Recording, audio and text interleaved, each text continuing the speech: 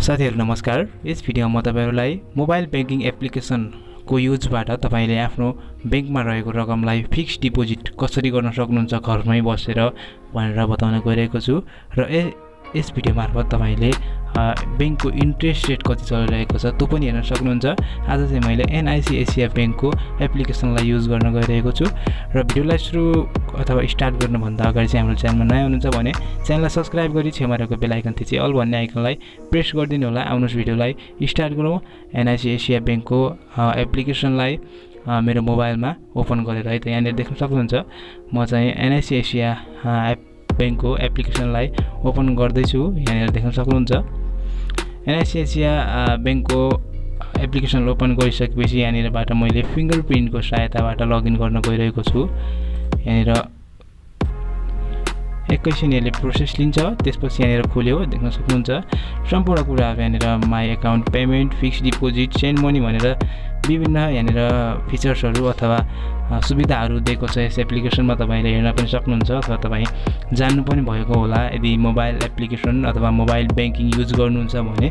र आज चाहिँ मैले यहाँनिर फिक्स्ड डिपोजिट भन्ने अप्सनको बारेमा सम्पूर्ण कुराहरु अथवा यहाँनिर मेरो केही रकम छ त्यसलाई चाहिँ मैले फिक्स्ड डिपोजिटमा राखेर पनि देखाउने छु।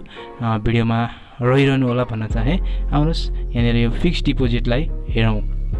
फिक्स्ड डिपोजिटलाई क्लिक गरेर लगत्तै तपाईले यहाँ देख्न सक्नुहुन्छ अकाउन्ट नेम भनेको छ। अकाउन्ट नेममा तपाईको आफ्नो नेम आउँछ, अमाउन्ट कति राख्ने हो, त्यसपछि यहाँनिर कति महिनाको लागि राख्ने हो हैन। त्यसपछि यहाँनिर अमाउन्टमा चाहिँ तपाईले अब 5 लाखसम्म राख्न 50 लाखसम्म चाहिँ राख्न सक्नुहुन्छ मोबाइल बैंकिङको युज गरेर।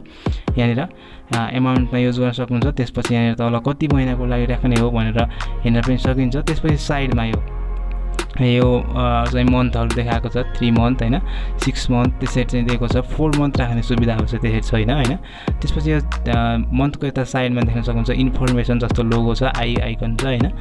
त्यसमा चाहिँ यहाँनिर देख्न सक्नुहुन्छ इन्ट्रेस्ट रेट यता साइडमा 9.36% भनेको छ। यो चाहिँ इन्ट्रेस्ट रेट यानि कि ब्याज दर हो। NICASIA बैंकको ब्याज दर अहिले 9.36% चाहिँ चलिरहेको छ। यसरी चाहिँ हेर्न सकिन्छ। भने तल चाहिँ तपाईले इमेल राख्नुपर्ने हुन्छ। आफ्नो इमेल मार्फत चाहिँ तपाईले सम्पूर्ण डकुमेन्टहरु फिक्स्ड डिपोजिट गरिसकेपछि बैंकले उक्त इमेल मार्फत सम्पूर्ण डकुमेन्टहरु उसले पठाइदिने गर्दछ बैंकले। त्यसकारण यो इमेल चाहिँ राम्रोसँग एड गर्नु होला भन्न चाहे। यहाँनिर म केही रकम 1 लाख रुपैयाँ चाहिँ फिक्स्ड डिपोजिटमा एड गर्न गइरहेको छु 3 मन्थको लागि है त। यहाँनिर मैले 3 मन्थ पनि एड गरिसकेँ र मेरो इमेल पनि मैले एड गरिसकेँ। त्यसपछि यहाँनिर फ्रम अकाउन्ट भनेको छ। आफ्नो अकाउन्ट नम्बर चाहिँ त्यहाँ अटोमेटिक आउने गर्दछ। म केही पर्सनल सेक्युरिटीको लागि चाहिँ ब्लर गरेको छु। यसमा चाहिँ नबुझेको कुराहरु छ भने कमेन्ट पनि गरिदिनु होला। आशा छ तपाईले बुझ्नु पनि हुनेछ। र त्यसपछि यहाँनिर मैले सबमिट गरेँ, रिक्वेस्टिङ भन्छ, त्यहाँ रिक्वेस्ट भन्छ। त्यसपछि आई एग्री भन्ने एउटा अप्सन आउँछ यहाँनिर र डिक्लाइन भन्ने अप्सन छ। यसमा चाहिँ आई एग्री गरिदिनु होला। त्यसपछि चाहिँ सिम्पली यहाँनिर सम्पूर्ण इन्फर्मेसनहरु दिन्छ। त्यसमा चाहिँ तपाईले कन्फर्म गर्नु पर्यो। यहाँनिर सबै इन्फर्मेसनहरु राइट छ भने कन्फर्म गरेर ट्रान्ज्याक्सन पिन अथवा फिंगरप्रिन्टलाई तपाईले दिनु होला। त्यसपछि यहाँनिर देख्न सक्नुहुन्छ सक्सेस, यो request has been successfully proceed भनेको छ।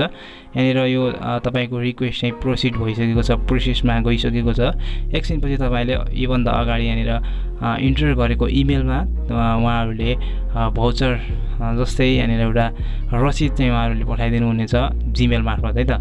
सम्पूर्ण प्रोसेसहरु मोबाइल बैंकिङबाट चाहिँ फिक्स्ड डिपोजिट र बैंकको इन्ट्रेस्ट रेट हेर्ने तरिका चाहिँ यसरी थियो साथीहरु। भिडियो कस्तो लाग्यो? भिडियो मन पर्यो भिडियोलाई लाइक गरी च्यानललाई सब्स्क्राइब गरी छेउमा रहेको बेल आइकन थिच्न नबिर्सिनु होला। अर्को भिडियोमा हामीले फेरि भेट्ने छौं। यस्तै इन्फर्मेसन, यस्तै टेक्निकल, यस्तै नलेजेबल भिडियोको साथमा भन्न चाहे। र जीमेलमा साथीहरु एकछिनपछि तपाईलाई मेल आउनेछ अथवा जीमेलमा चाहिँ मेसेज पठाउनेछ बैंकले।